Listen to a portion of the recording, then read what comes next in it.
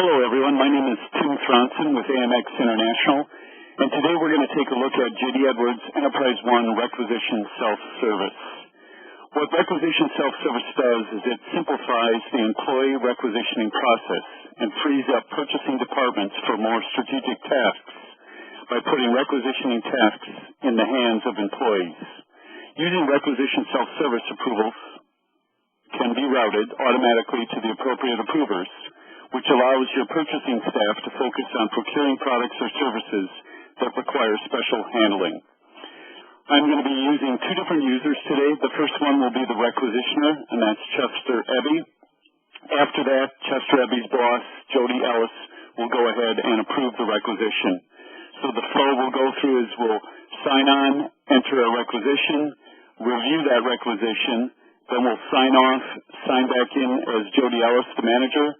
She will get an email. She'll go ahead, review the requisition, approve it. Then we'll convert that requisition to a purchase order. And our final step will be to sign back in as Chester Eby and do what's called a desktop receipt. And the desktop receipt will automatically book the accrual instead of having to route paperwork throughout the company the old-fashioned way. So let's go ahead and sign on as Chester Eby.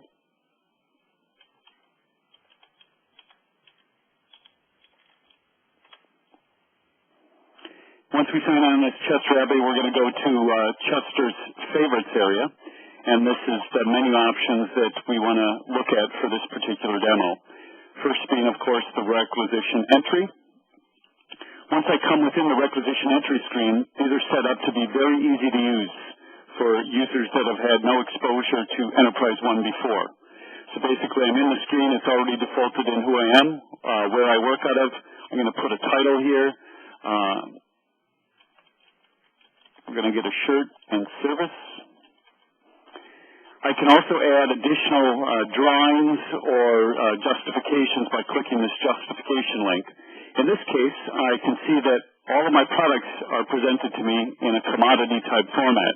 So I want to go after a workwear product, and what I'm looking for is a uniform. As you can see, these commodity codes are set up with what I can go ahead and order. So here's the different sizes, and it all happens to be in the color black. And also the supplier, and this could be multiple suppliers if there were multiple choices. We're just going to go ahead and select our medium black shirt. It comes and fills in this particular area, showing us the commodity, the description. It defaults in its pricing. We'll go ahead and add this to our shopping cart. And as you can see down below, we have this now in our shopping cart, one shirt. I also want to order a service. And in this case, I want to get a consulting service from an attorney, so I'm just going through the commodity tree structure. We're going to go ahead and grab legal services. And as you can see, in this instance, we have just a vendor that we can select. And in this case, our company wants us just to use this particular lawyer. So I'll go ahead and select that lawyer. What is it that I want to get done by the lawyer? We want them to review some documents, and the price we believe is going to be $500. So I'm going to go ahead and add this to the cart also. If I move down, we can see that I have two items in my cart. Well, I want to specify that the review docs, I believe, is going to take 5 hours. So I'm going to go ahead and enter a 5 there, and then we'll go ahead and submit this requisition. At the top, you can see it's assigned us a number, 5162. Let's go ahead and back out now, remembering that we're still signed in as Chester Eby. So at any time, Chester can go ahead and review the status of his requisition. All he needs to know is that requisition number. So he's coming into his requisition inquiry screen, and once he's in the requisition inquiry screen, he can see different ways to inquire on his requisition. He could look at ones in a specific status, specific commodity code. We're just going to go ahead and key in our requisition number. I'll click Find. I can see there's the shirt and service. I can see it's been submitted, $535. It was for an Oxford shirt and also to review some docs, so a service and a product. And here I can see what the status is. If I click on Review Approvals, I can see that This is waiting to be approved by Jody Ellis, and she has not opened it yet. We can see the date it started and the end date once it's approved. There could also be expediting features built into the workflow tool so that if Jody does not answer it within a certain amount of time, it can be expedited. Let's close out of here now, and we'll sign off as Chester Ebby, and we'll come back in as the manager, Jody Ellis.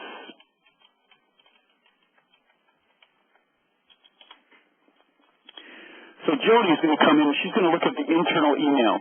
This could also come out to her Outlook email or Yahoo or Gmail, any type of MAPI-compliant email system. I'm coming into my Employee Work Center, and I'll see that this is broken into different folders, and the folder I want to look at is Acknowledgement Approvals. You can see here's that requisition that Chester had just entered, and it says here, Requisition Approval Required. So Jody, right from the email, can go in and review the requisition. So she comes in, she sees it's Requisition 5162 for shirt and service. This gives her a global view of it, $535. If she wants to see the detail, she can go ahead and click Review Requisition. She can see what he's ordered, and she's fine with that. So let's go ahead and approve this. Once I approve this, I can go ahead and add some notes if I care to. We're just going to go ahead and approve. Now that it's approved, if I look within my workspace here, I can see it's been removed from my work queue. So 5162 is no longer there. We're going to close out of our email, and we're going to go to what's called the Requisition Expediter.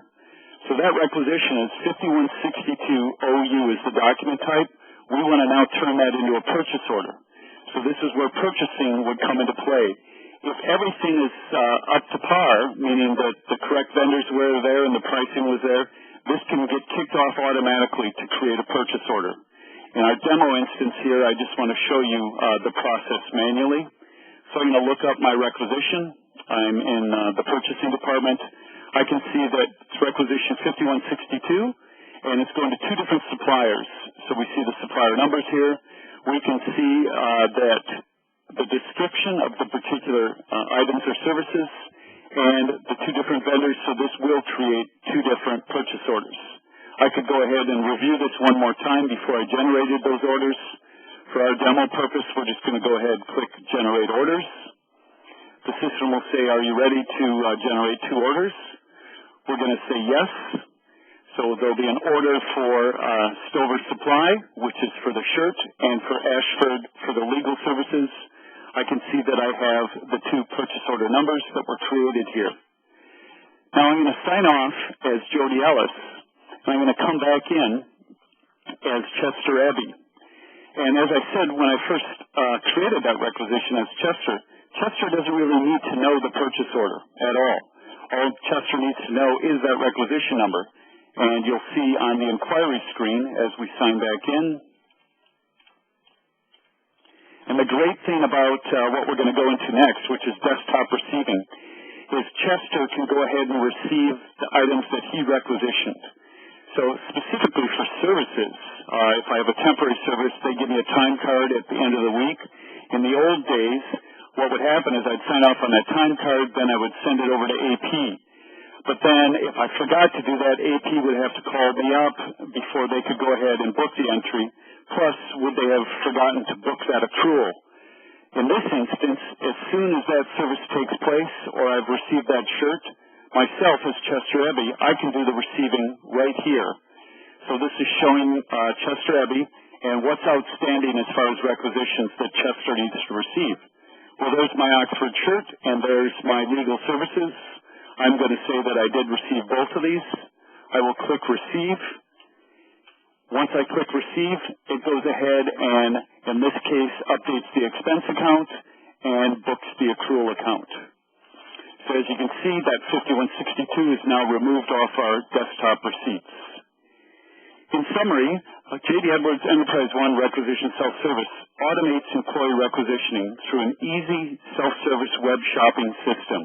Employees create, manage, and track their own orders in an intuitive web interface, while purchasing retains central control. JD Edwards Enterprise One Requisition Self-Service ensures that purchasing policies and preferred suppliers and pricing agreements are reflected in every transaction. Self-sufficient, empowered employees make better and faster decisions while reducing routine purchasing inquiries. This frees procurement professionals to focus on more strategic and value-added tasks. JD Edwards Enterprise One Requisition Self-Service lets you streamline employee ordering, enforce spending policy, and reduce procurement cost. Thank you for joining me today to review JD Edwards Enterprise One Requisition Self-Service.